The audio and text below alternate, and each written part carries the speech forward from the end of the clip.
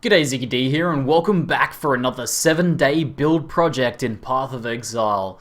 Some of you guys may remember back to my 7-day Righteous Fire Marauder project. It was a new sort of way of looking at build guides, breaking them down, how to build a character from the very first planning stages all the way through to endgame, kitting them out, and then a final build guide, and showing in depth each detail of the build over the course of that week so that you can construct this character yourself over the course of 7 days. The previous Righteous Fire project was a big success. Everyone seemed to really like the build, had a really good time with it, and I got a lot of good feedback. So really keen to do some more. And this signifies the start of the 7-day Beginner's Arc build project. Now, for quite a while now, I've had the Beginner's Lightning Arrow Ranger as my go-to beginner's build. Now, that was created quite a long time ago now, actually, probably in open beta, early open beta even, and maybe even in closed beta. And that was very strong at the time, and it's been pretty strong for a while, but progressively over time it's gotten weaker and weaker in terms of being a beginner's build. Still a decent build for learning the game, but nowhere near as powerful as some of the other beginner's builds out there now. I've tested and sort of played around with a few different ideas for a new beginner's build to replace the Lightning Arrow Ranger, and I think the way to go is going to be to make an Arc Witch. So this is going to be my new go-to beginner's build, if it all works out well, which I think it will. So in this video I'm going to take you guys through the planning process, my planning process for this build, and sort of show you guys what skills we're going to be using, what items we might be using, and then our planned passive tree and how we'll go about sort of looking at that. Now, because this is just the planning process and I haven't actually played and tested this build yet, all of this stuff could change over the course of the week, but it should give you guys an idea of what we're going to be looking forwards to. So let's jump into it. Okay, so first things first, I want to draw your guys' eyes to this just here. I want to give a huge shout out to Fox Tactics for his awesome Arc Ninja. He has several variations of this build, starting off with a pretty regular Archer, then a Righteous Archer, and I believe he's now playing another variant called the Righteous Surgeon. He has a very good forum thread there, and it's a very strong, good, solid Arc build, so I highly recommend checking it out if you want something that's really geared towards endgame and very high-end content. Now, I've sort of taken a lot of my planning and a lot of the passive tree and things like that from his build directly, so that's why I'm giving him such a big shout out, because he has been a big inspiration for me, and I've watched his build in action and it is very solid. However, I did want to make something more oriented towards beginners, so something a little bit tankier, something that deals with Reflect a bit better, and something that's going to help people learn the game a little bit more, something that's also accessible. One of the criteria I have for these 7-day projects is it's something that is cheap to get started, but with good endgame potential. When we look towards the endgame potential, we see closer to Fox Tactics build, and there's a lot of scaling we can do in that regard. However, I've made something here that's hopefully going to be a bit cheaper to get running, still going to be very tanky, very powerful, and still deal a lot of damage.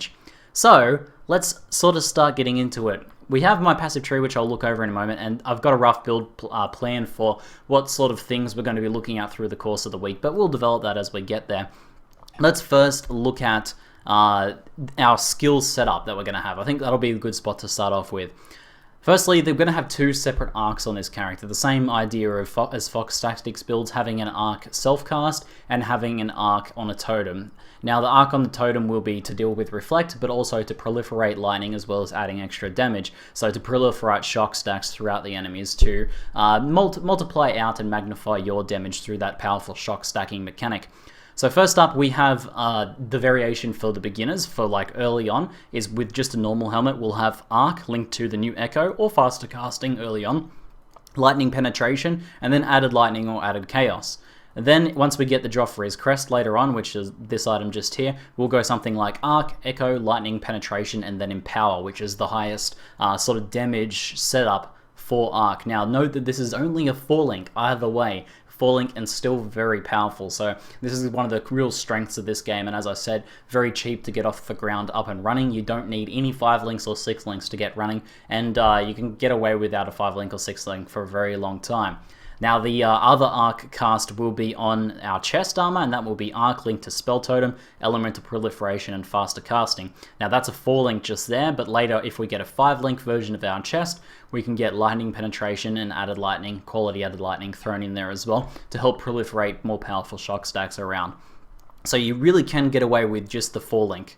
and like a 4-link Joffrey's Crest is like the upgrade from the 4-link. Still 4 links, no 5 links, no 6 links really that needed, so this is one of the really appealing things for this build for a lot of people, I think. We'll use a normal sort of cast when damage taken setup. We'll use 3 auras. We'll use Purity of Lightning to help deal with Reflect, Discipline, and Clarity. This is going to be an Eldritch Battery character. Then we'll use Arctic Armor, which will eventually be linked with Empower, but for just the beginning, it's just Arctic Armor straight up by itself. And then Conductivity or Elemental Weakness. We can use Conductivity to help proliferate more shock stacks if we're having issues with that, or Elemental Weakness is probably a better all-round curse in general anyway. We'll use Lightning Warp with fast casting, reduced duration for mobility, and that's pretty much it. In terms of the items, there's one item that I think I will put in the required category, something that you're definitely going to want to work towards first, and that is Sephel's Frame. Sephel's Frame is a shield that gives 4% max all resistances. It's never too pricey. You know, it's not as, like, if we look at the previous build, we got ourselves a 1.5 to 2 Exalt Rise of the Phoenix. That was the mandatory item for that build. This is probably a bit cheaper than that. So, Sephel's Frame, pretty nice and cheap, but a nice solid way to deal with Reflect. Then we have Cloak of Defiance. This is something you don't have to get straight away, but definitely going to be a nice one to get, so I put that in the recommended category. This gives you the Mind Over Matter keystone, essentially, in your build without actually having to go and get the keystone. We should be able to get 700 to 1000 mana unreserved with the Aura setup and with the passive tree setup I've got going. So Cloak of Defiance will be a really nice defensive boost. It'll help us deal with Reflect, as well as help us deal with all other sorts of incoming damage and take advantage of our Eldritch Battery there. Again, this is going to be running the Eldritch Battery, Arctic Armor, Mind Over Matter combination that I really, really liked from my EK Mind Over Matter Scion, which some of you guys are big fans of, so get pretty hyped for that. Then we have Joffrey's Crest, which is the helmet. It is a recommended item, usually pretty cheap. I think, I don't know what the prices are going to be in the new league. We'll see what happens with that, but generally it's pretty cheap. And that is basically great late game scaling, so that's something you're going to want to work towards. None of these items all that expensive. And then we have Doriani's Invitation, which is the belt that gives you extra lightning damage and leech, 1% life leech from lightning damage. So it's a nice late game addition. I put that under the recommended category as well. And that's probably one of the more expensive items, but again, that's one of these sort of end game scaling items you can get to scale yourself further up. So let's look at the passive tree now. Obviously all of this and the spreadsheet and everything will be linked in the description below so you guys can check it out. We'll be starting Witch and we'll be heading from Witch through into the Shadow area and then back across up to this top side here to get some Aura nodes and stuff like that. And then we'll be crossing down through the Scion Life area and into the Marauder's Zone. Now there's a few key points here. We get Eldritch Battery, we get this Aura Cluster, we get some of the Aura node here, we get some of the Aura node action there, and we get this Aura Cluster here, which allows us to run all our auras, get an extra max lightning resistance % out of Purity of Lightning, and still have a lot of mana unreserved to cast Arc and to run Arctic Armor and to have enough mana left over for Mind Over Matter. Now starting Witch allows us to get these excellent mana and life nodes up this way, as well as some really nice cast speed, spell damage, lightning damage and stuff like that. Compared to Fox Tactics build, and since he is such a big inspiration, I will give you guys some comparisons. I have dropped some raw damage to help us deal with Reflect and instead picked up maybe some faster casting. We're scaling a little bit more through faster casting and picked up some other nice tankiness. One of the biggest differences you guys will notice is that instead of going into Templar to get the elemental damage nodes and all that jazz in there, we instead pick up a bit more life than his build by going through this way and into the Marauder Zone, and we most importantly get 2% extra maximum lightning resist from this area just here, in addition to a bunch of nice life, and also 2% regen, which makes the build sort of a bit nicer to play, a bit nicer feeling, and a bit more forgiving without having to rely on leech so much. So that's pretty powerful.